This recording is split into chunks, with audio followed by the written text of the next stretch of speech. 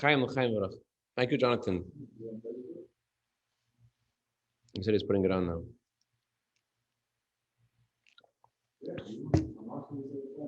Okay, great. Supposed to be stream number 2, not stream number 1. Okay. Started? Yes. Okay, great. All right. So, going to go further now into the laws of dash. The malacha of dash means that on Shabbos, you're forbidden to take husks of wheat and to thresh them, to crush them by taking what's called a merig charutz, this board, and to bring your ox over the husks of wheat and to make the kernels to be extracted from the husks of wheat. And Dave was looking at me like, I don't have husks of wheat. I don't know why this has any pertinence to my life at all. We'll get there. But this malacha, this is called an ab malacha. In Shabbos, there are 39 malachas, and each malacha has offshoots, which are also biblically forbidden. The last few weeks we're discussing some of the offshoots of threshing. It's forbidden to squeeze a grape and olive to extract their juice. It's forbidden to milk a cow on Shabbos. It's forbidden to squeeze clothing if you want the liquid that's in the clothing. It's forbidden to do that on Shabbos as well. And there's also a fourth tulda, which is the most naturally associated with threshing, and that is called mefarik. What's mefarik mean? Mefarik means that you take the wheat husk, and with your hands, you take the kernels out of the husk. It's a tulda. It's also biblically forbidden. It's not the ab malach. The ab malach is to thresh it with a tool, but you're not using a tool, you're using your hands. And when you use your hands, it's also biblically forbidden. That's if you use your hands. What if you use your hands in an unusual manner? For example, let's say instead of taking the kernels out of the husks, taking the kernels out of the husks, you rub your hands on the husks, and you rub them until the kernels fall out of the husks. It's called moilin belilas. So if you're moilin belilas, if you rub the husks, so halacha is that it's rabbinically forbidden. It's biblically forbidden to take the kernels out. It's called mefarik. It's a tulda. But if you rub the husks, it's rabbinically forbidden. However, it's permissible, according to some opinions, which is the main opinion, to use the tips of your fingers. If you rub the husks in an unusual way, just using the tips of your fingers, there are various opinions in the Talmud of what the tips of your fingers mean. One opinion says to use the tip of one finger against your thumb, 2 fingers against your thumb, all your fingers against your thumb, according to Rava. But since you are making a change, you're not doing things in the usual way of rubbing the husks, so therefore it's only considered a rabbinic prohibition.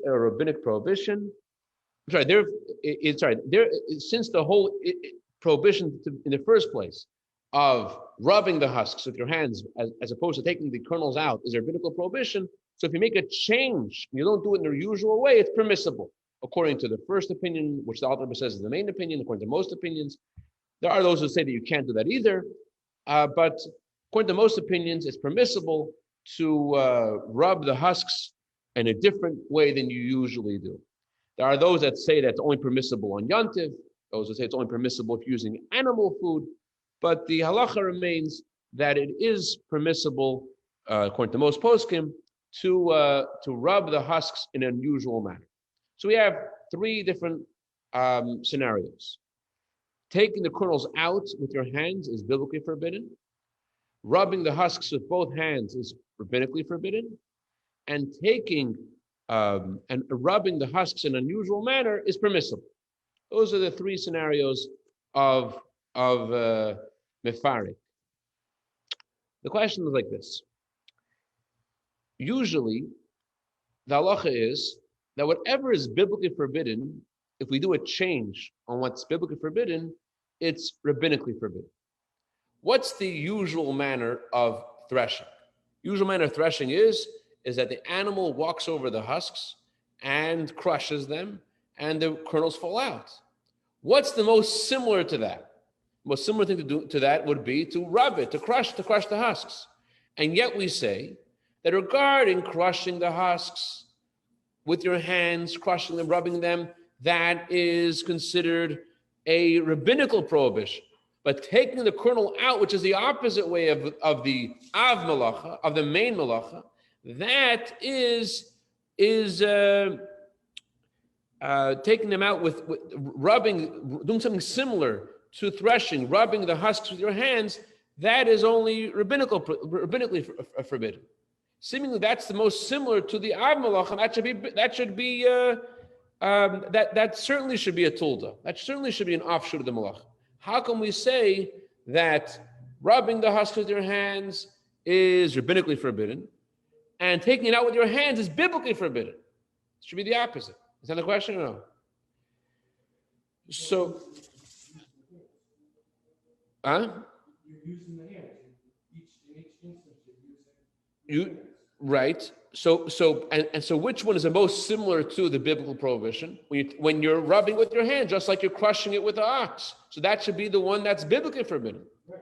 So the reason it isn't, Alter Rebbe says, is because although when you're crushing something with a tool, it's considered to be the normal way of doing things, when you're using your hands, it's the opposite. When you're using your hands, the normal way of extracting something with your hands, not to rub it. The normal way of doing something with your hands is to just pull out the kernels. It's because it's considered, just to think of it very down-to-earth way. If you want to get the kernels out of the husk, you're not going to rub it. You're just going to take it out. So although it may be similar in practice, but it's farther from what is normal.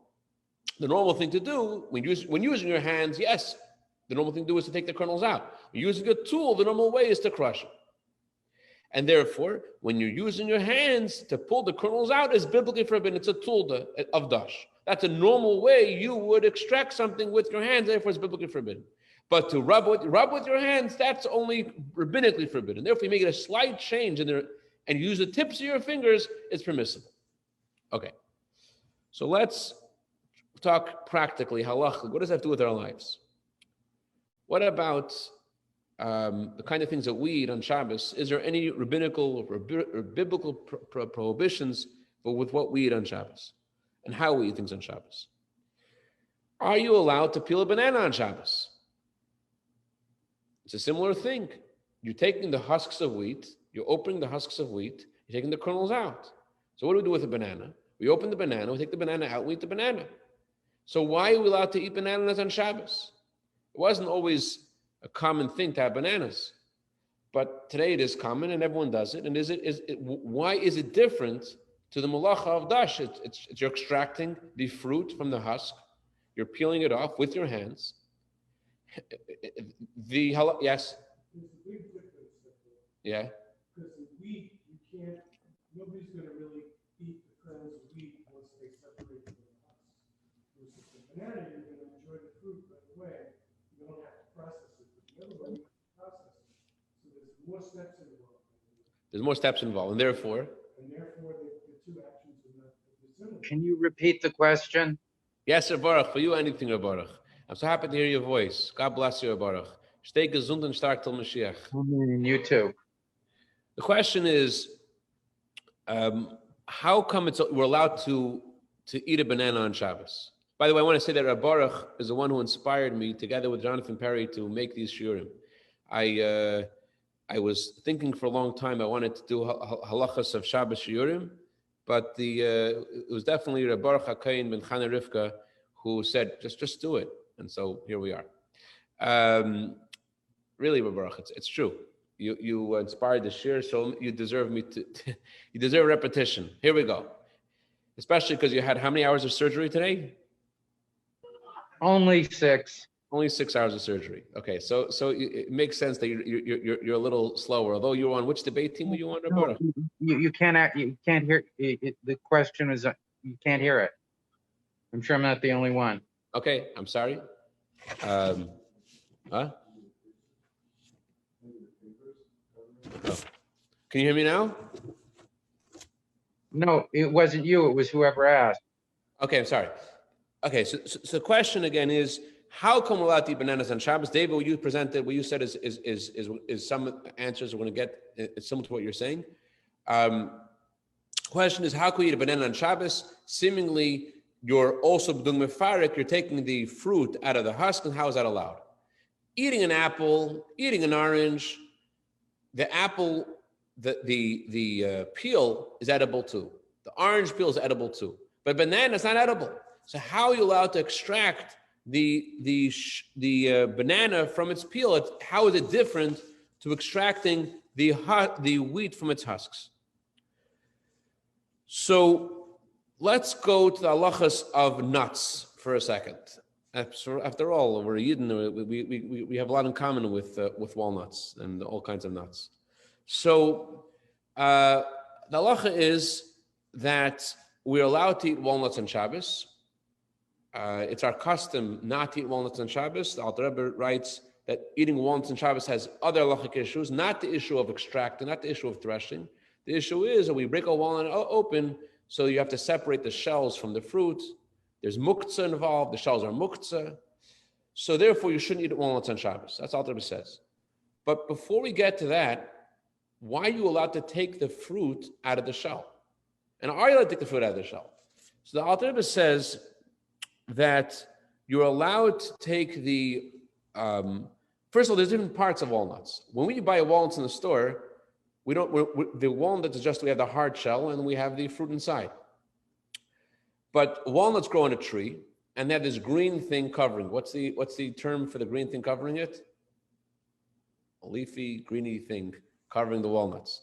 We'll just call it the green thing.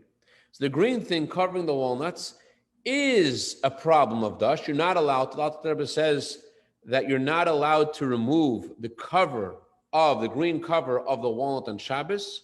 It's a biblical prohibition. It is the malacha of dash. It is the malacha of extracting. But he says you are allowed to, according to some opinions, you're allowed to rub it with your fingers, like we just said before, right? You said that you're allowed to rub with some of your fingers to take the green thing off. But what about the opinion which says you can't? So there's two opinions, though that's not the major opinion, but there is such an opinion which says you're not allowed to rub it with your fingers. So if you want to, the Alter Rebbe says there's another option. What's the other option? Instead of rubbing with your fingers, you could do is break the whole thing. Break the walnut with the green thing on top of it, and that's not a problem. But the question is, why are you allowed to extract the fruit from the shell itself? You see from what the Alter Rebbe says, you're allowed to extract the fruit from the shell itself. He says just break the whole thing and take the fruit out. But why can you take the fruit out of the shell when you are clearly doing dash? The shell is unedible.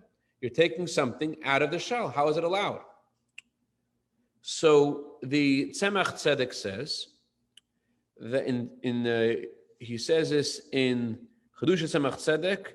The reason why this is allowed is because the shell and it's in Chidusha Tzemach Tzedek Siman Zayin, page Amud Dalet, Daf Zayin Amud Dalet. He says the reason why this is allowed is because when is there a prohibition of mefarik? When the fruit is attached to the shell. However, the walnut is not attached to the shell. It's like food which is put in a box. It's not attached to the shell. It's just like it's put in a box. Usually he says there's a space between the walnut and the shell. And therefore there's no prohibition of breaking the walnut and taking the fruit out because, yes, it's inside a shell, but it's not attached to the shell. The prohibition of mefarik is only when it's attached. That's what the Tzemach Tzedek says. But that doesn't help us with the banana. It doesn't help us with the banana because the banana is attached to the peel. So how are we allowed to eat the banana on Shabbos when the banana is attached to the peel? So let's look at another halachic example brought in Shulchan Aruch. Bananas weren't common to eat in those days, but they had sharvitim. Sharvitim is kidneys. They had beans, had string beans. Okay? So the Alter Rebbe discusses string beans both in the Code of Jewish Law, and the Alter Rebbe later wrote in the Siddur, he addressed the same question, and he changed many things in the subsequent work of the Alter Rebbe in the Siddur from what he wrote in the Shulchan Aruch. And we always follow, the general rule is, you always go by the basroi, you always go by the final ruling. You always go by the later work, because the later work is, the Alter Rebbe authored the later work, and he gave a final review of the halacha, and therefore we follow the halacha in the Siddur. So what does he say in the Shulchan Aruch first? Then we'll go to the Siddur. In the Shulchan Aruch, he says about beans, string beans, he says there's an issue. What's the issue is? It's mefarik. Opening the sharvitim, opening the husks on Shabbos. First of all, if they're unedible, he says there's a biblical prohibition. Divrei Hakel has in Siman Shin Yutes Sif Tes. Divrei Hakel also lefarak hasharvitim and b'Shabbos ha'itza ha'makidnis metechen biyadayim. You're not allowed to open up the husks and take the beans out of the peas, the out of the string beans. Why? Because they're mefarik gomer. It's absolutely mefarik. It's 100% mefarik. However, people do it. People are doing it. Why are they doing it? So the Alter Rebbe writes two reasons why you might say they're doing it. One reason is because perhaps they're doing it when the shell is soft. It's not hard yet. It's still edible, even though I don't want to eat it right now, but it's edible too. Since it's edible too, I'm not extracting food from psalus, food from what's unedible, because I technically could eat. There is another issue we're not discussing tonight called beirer. Beirer is about separating food, the psalus from eichel, but when you're in the process of eating, it's not an issue anyways. That's why you're allowed to peel things. That's why you allow the laws of peeling. We'll discuss another time, but there are many things we're allowed to do because it's in the process of eating. But regarding dash, is different than beirer. Since I started the concept, I don't want to confuse everybody. Regarding beirer, what's beirer mean? Beirer means that you are separating the bad from the good. Now let's separate the bad from the good. That's what I mentioned before about the walnuts. The Alter Rebbe says there's an issue of eating walnuts on Shabbos because many times people aren't careful, aren't knowledgeable of the laws of separating bad from good. And what they're going to end up doing is they're going to separate the shell of the walnut from the fruit in a way that's forbidden. Now let's separate the bad from the good. That's when you have a mixture of many things, and you're separating the bad from the good and the things which are mixed together. Okay, so that only applies when you're actually separating. But many things in the malacha of separating are allowed because you're not trying to separate, you're just trying to eat. If you're doing something in the process of eating, not considered separating. It's not considered the malacha of beirer. So let's get back now to dash. Dash is about taking the husks off of fruit. And why is this okay? Why do people take the husks off the string beans? Why is it allowed? So they say we're doing it because the husks are edible too. What if they're not edible? So no, it's not allowed. But people do it even when it's not edible. How could they do it when it's not edible? So Alter Rebbe says perhaps what they're relying on is they cook the beans before Shabbos. And since they cook it, so the beans are not attached to the pot. Since the beans are not attached to the pot, so it's not really extracting. That's Alter Rebbe says. But then in the Siddur, he goes back and addresses it, and he says, both of these reasons are not something you should rely on. String beans, even if they're cooked and they still have their husks on, they're still within the pod, don't eat them on Shabbos. Why?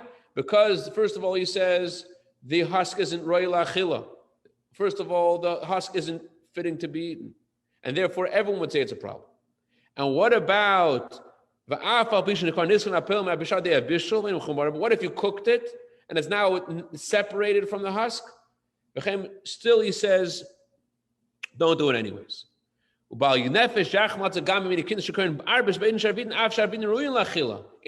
says, even with the kind of beans which the husk is edible, he says someone who's a Baal Nefesh, someone who's very careful of the halachos of Torah, would not take the beans out of the husk on Shabbos, even if the husk is edible, because there's no clear allowance for this. Is not a clear way to make this permissible, and therefore he concludes with, don't do this. Now, David has a question. Obvious question is, how is it different than the nuts? Why are the beans different than the nuts? If they've been separated, if you said they're still attached, okay, so then the beans are attached and the nuts aren't attached. But the Alter Rebbe says even if you cooked it and the beans are separated from the husks, still he says you shouldn't do it on Shabbos. So how is that different to the nuts? So the Tzemach Tzedek says in Chedush Tzemach Tzedek, in the same place in the page Mem Zayin Amadalit, Af shebesider kosav pulin by gabi pun kosav api shkarnisim apum me'ashabi yadei bishulchulu mikom kavish lachalik.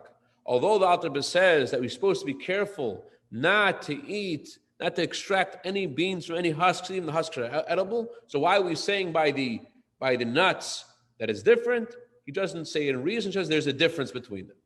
That's his answer. There's a difference. Is it because the difference is so obvious, doesn't have to explain it? Or because there's many ways to explain the difference? Tzemach Tzedek doesn't say. Just says there's a difference between the nuts and the beans. What's the difference? So Rabbi Chaim Noah, he writes in Badei HaShulchan, in Siman Kuf Chavav, Sefkat and Zayin, he writes there's a difference. What's the difference? Near Tzeleimar, the Bekitni is Kirish Metchilei Mechuber Yesh Medish Kamach Shnitko. Masheng Me'egesh Mekorahu Nifred. I'll tell you the difference between the nuts and the beans. Difference is like this. By the nuts are attached to the bean and to the pod. Sorry, we won't get to it. By the beans are born attached to the pod, and they've become separate from the pod. But they were born attached to the pod. They were created, they grew attached to the pod. And although right now they're separate from the pod, but they started off as being attached to the pod. And therefore, when you continue and you take and you open up the husk, you open up the pod, you're concluding the process of mefarek. It started by removing it from the husk when you cooked it, and you finished it by opening the husk, by opening up the pod. But by the nuts were never attached. That's what Chaim Noah says. The nuts were never attached. That's what he says. Okay. But does that answer our question about the bananas? Does it help us with the bananas? Not much, right? Bananas are attached to the husk, so why are the bananas okay? So there are those who say what you said, David. They say like this. They say that there are some things which are done in the field to process the foods, and there are some things which are done at home when you're ready to eat. So when does the Torah say it's forbidden to thresh? The Torah is talking about the kind of things you do that's part of the threshing process. So if there's a fruit or a food or a vegetable that has many components in the process, so it's done in the factory setting, the field setting, that's forbidden. But a kind of fruit that you just have one step of opening and eating it, that's not what the Torah was referring to begin with. That's what some say. You like that. But the problem with that is, what about the peas in the pod? What about the string beans? It's also a one-step thing, isn't it? But then you have to cook the string beans. What? Okay. You have to process. It's still a process. This is the difference between readily available eating versus processing of the product. I like what you're saying. You're saying by the string beans, you still have to cook it. And so peas in the pod you think are totally okay. That's what you think. I don't know. I don't know about the peas in the pod. I'm still on the banana. Okay. So let's get. So there is a sefer from Magen Avis and Mordechai Bennett, who met the Mittler Rebbe, and Mittler Rebbe said a lot of wonderful things about him. So the Mordechai Bennett writes that the whole question doesn't start. He says, "What's dash mean? Dash means you break the husk and the kernel comes out. What's mefarek? Mefarek means you take the fruit out of the husk. By when you open a banana, you're not doing either of those things. You're not taking you're not breaking the husk, and you're not extracting the banana out of the husk. You're just peeling it and eating it. That's not at all in the same category of of mefarik. But I wonder, according to what he's saying, if it will be okay to actually open the whole peel and take it out. It seems like he's saying that the reason why it's okay is because it's not, the way you eat a banana is just, how do you eat a banana? You eat a banana, just you peel and you eat. You're not taking the fruit out of the husk, and taking the husk off the fruit, just eating it, just peeling and eating it. So it sounds like the way he's saying that there might be an issue with opening up the whole banana to take out, I don't know. But clearly there is no issue with bananas. Everyone does it. And so that's just my own conjecture. Anyways, that's the end of the subject. Rabbi Yonason was saying that we should learn something connected to this week's parsha. So in halacha, which is connected to this week's parsha, because this week's parsha talks about leaving Mitzrayim. What was the problem with Mitzrayim? They gave the job of men to women, the job of women to men. So was it a malacha? What was the malacha? The malacha was you're doing something which you're not used to doing, something which is against your nature. So regarding the laws of mefarik, it's the same thing. Although regarding a vessel, regarding a keli, if you're using a tool, we say what's mefarik, what the malacha is to break it and let the kernels fall out. You're using your hand to open up to peel barley, let's say on Shabbos, that would be considered the natural way of doing it. That would be a tulda of dash. Any other questions, comments? Everyone's quiet. Okay. Yehuda, no questions, Yehuda? I put Yehuda to sleep, I think. Oh, you have a question? Thank you, Yehuda. Thank you for joining us. Thank you, Roberto. What about lerasek kerach? So, very good. What about breaking ice on Shabbos? I don't know if I mentioned ice in last year. It could be I did. I don't remember. You let it break ice. So there are different opinions about what the issue of breaking ice is. If you're trying to break ice in order to produce water, the Alter Rebbe says it's a problem because you're being moiled mayim. It's not the issue of mefarik, it's not the issue of schita, it's not relevant to this. It's similar to other scenarios in the code of Jewish law where you're moil, you're creating something new. Like it says, for example, you're not allowed to put perfume on a garment because you're creating a different kind of, you're creating a garment with perfume on Shabbos. That's a problem. So similar way, you're breaking the ice to produce liquid, it's an issue. But it's not an issue of squeezing, not the issue of mefarik. There is something very practical that everyone knows. When you serve ice on Shabbos, you're supposed to serve the ice in liquid. And also you put ice in your cup on Shabbos, you're supposed to put the liquid in first. Because if you put the ice in by itself, it looks like that you could see the ice turning into liquid, versus you put it in your cup, it's not noticeable, and therefore it's fine. All right. Gute Nacht, Yehuda. Gute Nacht, Beryl. Gute Nacht. I put under your. Huh? I gave you the Cashapp. Yes, thank you very much. I'm going to get it. Thank you very much. Very, very appreciate it. By the Okay, way, Yossi got 3 sichot of the Rebbe regarding this Shabbos. You're supposed to get it, but you were not. So I gave him that you will have something to talk about on Shabbos. Oh, I thought there was 3 circles in the discussions. Okay. Say there. Good Shabbos, good chassidus. Thank you very much. You're welcome. Shabbos, good Shabbos.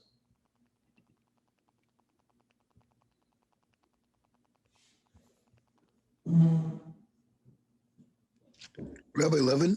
Yes, Beryl. What about pistachio nuts? I forgot to mention pistachios. Very good. So pistachios are also very good. I forgot to mention pistachios.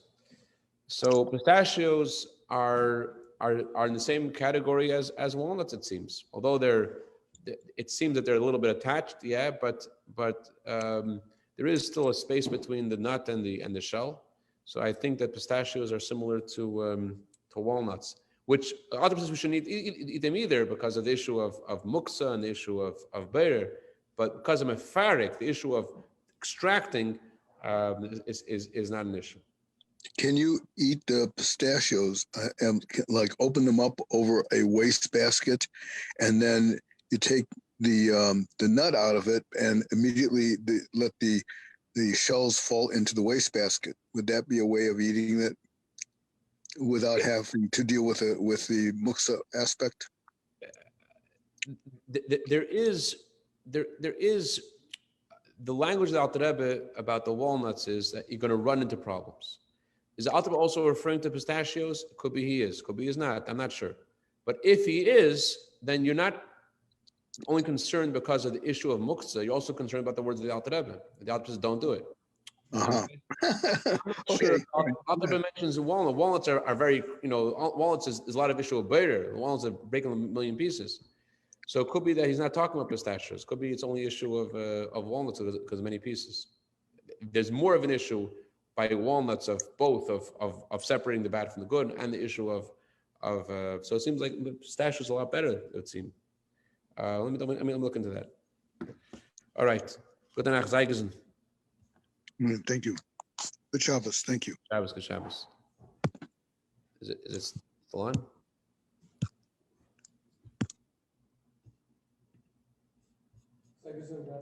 Rabbi.